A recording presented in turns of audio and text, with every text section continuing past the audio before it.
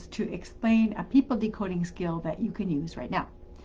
And today I am going to be giving a prize, and the prize is going to be access to our productivity tools or to our virtual management toolkit.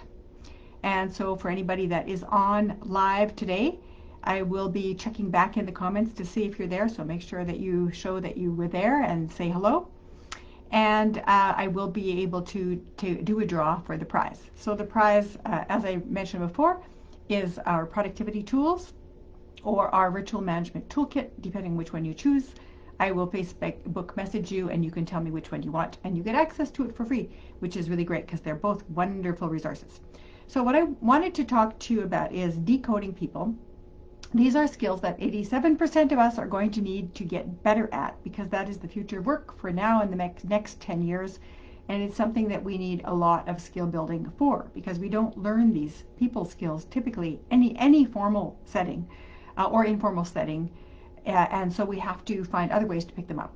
And the one I want to talk to you about today is in-groups and out-groups. Basically, there are 4 different ways of people viewing who's in my group and who's not in my group. So those 4 different ways I'm going to tell you about today, because this is one of the people decoding strategies that you can use. And if you find it useful, please say yes, like the video. That would be really awesome, so I know that you're enjoying it and that you're finding it useful. So you might have strong in-group, meaning that you really feel a sense of belonging and loyalty to your group. You might have strong in-group, weak out-group. That's one of the possibilities that you might have. And the people that you're interacting with may also have that. So strong in-group, weak out-group means this. It means that you believe that anyone who belongs to your group is someone who's more credible, someone you're likely to choose for something if you need to make a choice. And people on the outside are typically viewed with suspicion. So you would say, you know, who are you? You're a stranger. I haven't met you before. And how do I know you're going to be trustworthy? I probably don't. And so strong in-group and weak out-group is one possibility of how someone might view you. So if you are working with colleagues who don't see you as belonging to their in-group, then they will continue to treat you with suspicion. That same thing will happen if you go to visit somebody and they see the out-group as being, they have no connection to anybody that doesn't belong to their in-group. They will continue to view you with suspicion and not want to let you into the group. So the second one that you could have is you can have weak in-group and strong out-group.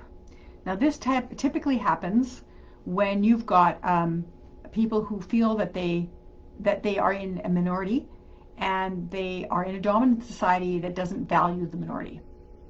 So if you're the only young person in a group, you might feel that the older people are the people that are worth belonging to and young people are not worth your time. If you're the only visible minority in the group, if you're the only woman or the only man, you may feel that your own group doesn't matter that much, especially if you perceive your group as having been oppressive or caused problems in the past. So you might have, for example, a lot of men who feel that men have caused problems for women and they're ashamed of that. They have weak in-group, so they feel that their sense of belonging to the group of men is weak, and they feel much stronger empathy towards women, and they enjoy the conversations with women better. So that gives you an idea. This can also happen. I once had a little friend who was from West Africa, and she was a friend of our family for many years. And she would always put on her planner pictures of white kids, white girls. That could have been her sister had they been white. So she had weak in-group and strong out-group. And her mother didn't help because she didn't tell her anything about her culture that made her feel proud. So that was why she stayed in the weak in-group. The third one that you could have is you might have weak in-group and weak out-group. Now, if you have that particular situation, what happens is that you feel that you don't belong to your own group, and you also feel you could never belong to any other group. And this is a very dangerous place to be in. People who are very much weak in-group and weak out-group typically have low self-esteem. They may be suicidal. They may join gangs or terrorist groups. They may have no remorse if they commit a violent act because they don't feel they belong anywhere. So not belonging to any group is a very dangerous position to be in. The fourth one is strong in-group and strong out-group, which is the healthiest place to be. So that means that you feel that you belong to a particular group or several groups, that you belong there, that people will associate with you, that it will be good, but you also feel that you can belong to out-groups, and that any groups that are not your original groups, you can find ways to belong to, you can find ways to interact with people, and you will also invite people from one group into another. So you have a healthy relationship. So the in-group is not a closed, tight circle. The in-group is porous and allows people to come in and out, new people to join, and also for people to be introduced between groups. So the reason this is healthy is because people feel that they have a strong foot, a strong anchor, and they can also open themselves up to the horizon of newness and people that are not like them without feeling threatened. So in the first group, where you've got strong in-group, weak out-group, the out-group is perceived of as being threatening.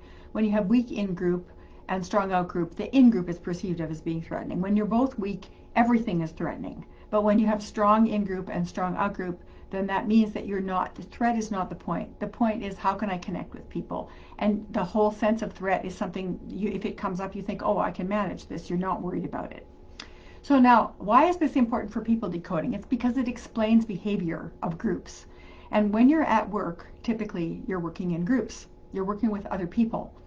And if somebody has a strong out-group, for example, a strong in-group and weak out-group, and you recognize that, it can help you to negotiate the relationship without unrealistic expectations and without taking things personally. So here's an example. A number of years ago, I was in a Chinatown in a city, and I was going into the different stores in the Chinatown, and I realized that in some of the stores that the older people that were in the stores who were there were not very friendly, and they were not welcoming me into the store or showing me anything. And I thought, oh right, this is strong in-group, weak out-group.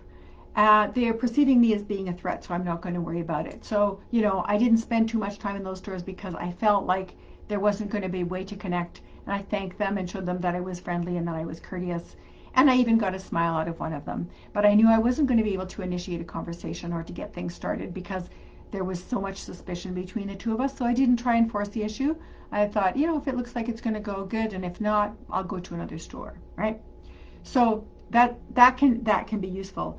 If you notice that people are including each other, inviting each other, referring each other, you go, oh, they've got strong in-group, strong out-group. Awesome. That means I could ask for a favor. That means I could offer to help.